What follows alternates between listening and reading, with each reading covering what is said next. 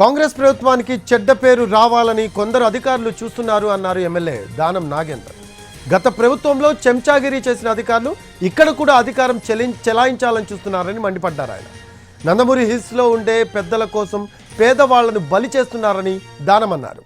Private వ్యక్తులు వచ్చి అక్కడ గోడ కట్టే ప్రయత్నం చేస్తున్నారు అంటున్న దానం నాగేందర్తో మా correspondent Satish face to face.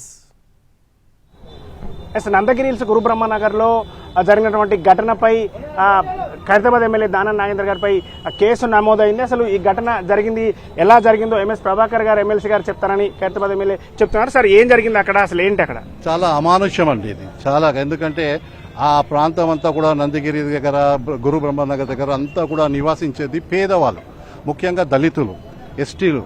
వాళ్ళు ఎన్నో సంవత్సరాల నుంచి అక్కడ ఉన్నారు. ప్రభుత్వ పరంగానే వాళ్ళకి పట్టాలు కూడా ఇవ్వడం జరిగింది.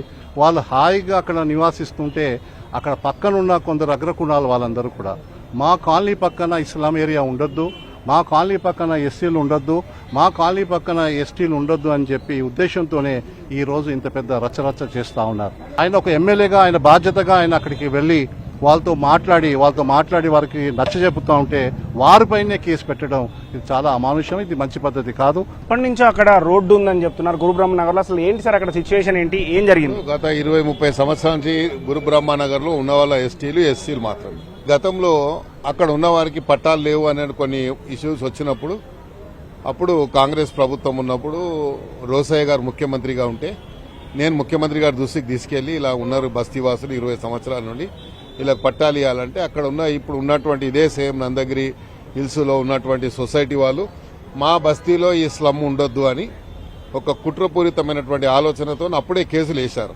అయినా కోర్టులన్నీ కూడా మేము జయించుకొని వచ్చి వాళ్లకు పట్టాలు అంటే గజిట్ ఇచ్చి గజిట్ ద్వారా పట్టాలు ఐడెంటిఫై చేసి పట్టాలు ఇవ్వడం జరిగింది. అయితే ఇప్పుడు జరిగింది ఇష్యూ ఏంటంటేనేమో పక్కన పార్క్ ఉన్నమాట వాస్తవమే. అది పార్క్ నుంచి వీళ్ళకి దారి ఇవ్వాలని అప్పట్లోనే నిర్ణయించడం జరిగింది.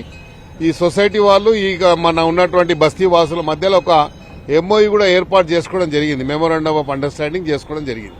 ఆ ఎంఓఈ కాపీ కూడా ఉంది. దీనికి 20 గుంటాల జాగాను ఇక్కడ ఇచ్చేసి వీళ్ళకి రాకపోకలకు దారి ఉంచాలని.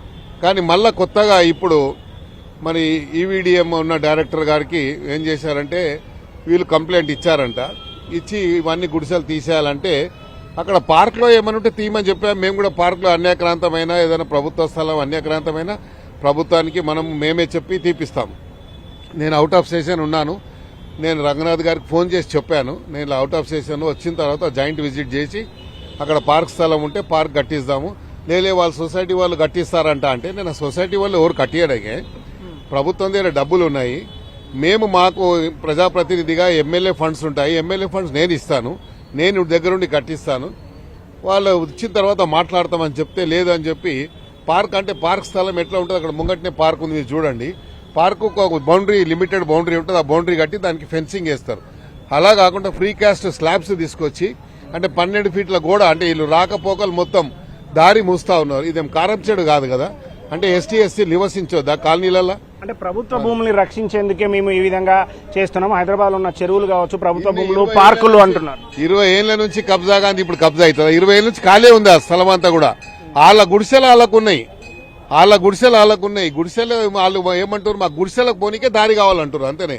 ఈ రోజు వాళ్ళు నా మీద కేసు పెట్టారు. నేనేం చేశాను, నేను ఎప్పుడైతే బస్తీకి వెళ్ళానో వాళ్ళు కొంచెం ఎమోషనల్ అయిపోయి గోడ గులగొడుతుంటే నేనే వార్నింగ్ ఇచ్చాను. నేనే వచ్చి ఆపి వాళ్ళకి వార్నింగ్ ఇచ్చాను. అక్కడ ఇన్స్పెక్టర్ అక్కడ ఉన్నాడు, చూశాడు కూడా. నేనే దాన్ని నియంత్రించాను, ఇలా చేయకూడదు, మనం వాళ్ళు ప్రభుత్వ పరంగా వచ్చారు కాబట్టి మనం ప్రభుత్వం దృష్టికి తీసుకెళ్దామని నేను చెప్పి కోప్పటి నేను వచ్చేశాను. ఇంకా నేను చాలా దూరం ఉండి జరుగుతుంటే అది ఉంటే చూపించాలి కదా ఫొటోస్. నా దగ్గర ఉన్నది, నేను వాళ్ళని నియంత్రించినట్టు నా దగ్గర ప్రూఫ్ ఉంది. ఆ ప్రూఫ్ తెలియకుండా సోమోటో కింద కేసు పెట్టారు. కాబట్టి నేను ప్రివిలేజ్ మోషన్ ఇస్తాను, తప్పకుండా వీళ్ళ మీద యాక్షన్ తీసుకుంటాము. వీళ్ళ మీద ఎస్టీ ఎస్సీ కేసు యాక్ట్ కింద కూడా వీళ్ళ మీద కమిషన్ కూడా కంప్లైంట్ ఇచ్చి తప్పకుండా వీళ్ళ మీద మేము తప్పకుండా ఎక్స్ప్లెనేషన్ కాల్ఫర్ చేపిస్తాం. మీరు అధికార పార్టీలో ఉన్నారు, అయినా సరే మీకు అధికారులు సహకరించట్లేదు అంటే మీరు ఎన్నో సంవత్సరాలుగా ఇక్కడ సమస్యలు చూస్తున్నారు. మీరు ఇక్కడ ఉన్నటువంటి ఈ సమస్యకు మీరు అధికారులు మీకు సహకరించట్లేదని చెప్పుకోవచ్చా? ప్రజాప్రతినిధి నువ్వు ఎందుకు పోయావని క్వశ్చన్ ఎవడిచ్చాడు? వీళ్ళకు అధికారం ఎవడిచ్చాడు? కాబట్టి నేను ప్రివిలేజ్ మోషన్ ఇచ్చి తప్పకుండా ఈ అధికారుల మీద తప్పకుండా ఎక్స్ప్లెనేషన్ కాల్ఫర్ చేయాలని చెప్పి స్పీకర్ గారికి ఇస్తాను. హౌస్లో కూడా ఈ ఇష్యూ లేపుతాను. హౌస్ లేపిన స్టార్ట్ అయినప్పుడు ముఖ్యమంత్రి గారి దృష్టి కూడా తీసుకెళ్తాను. ఇలాంటి అధికారుల వల్లనే పార్టీకి ప్రభుత్వానికి చెడ్డ పేరు వస్తుంది. ఇలాంటి వాళ్ళు ఏం చేస్తారు, ఓవర్ యాక్టింగ్ చేసి ప్రభుత్వానికి చెడ్డ పేరు తీసుకెళ్ళేటువంటి ఇది కూడా కుట్రలో భాగంగా అనుకుంటున్నాను నేను. ఎందుకంటే నిన్నమాట వారు వేరే పార్టీలో వేరే ప్రభుత్వంలో చెంచాగిరి చేసిన వాళ్ళు మళ్ళీ వచ్చి ఈడ అధికారం చెలాయించేటువంటి ప్రయత్నం చేస్తున్నారు. అంటే ప్రభుత్వానికి చెడ్డ పేరు తెచ్చేటువంటి ఇది కుట్ర జరుగుతుందని నేను చెప్తున్నాను. రైట్, తనపై వచ్చినటువంటి ఈ ఘటనపై స్పీకర్ కి ప్రివిలేజ్ మోషన్ ఇస్తానని ముఖ్యమంత్రి రేవంత్ రెడ్డి దృష్టి కూడా తీసుకెళ్తారని చెప్పి కూడా ఖైరతాబాద్ ఎమ్మెల్యే దానం నాగేందర్ చెప్తున్నారు. కెమెరా పర్సన్ ఎల్వీఎస్ తో సతీష్, ఎన్టీవీ, హైదరాబాద్.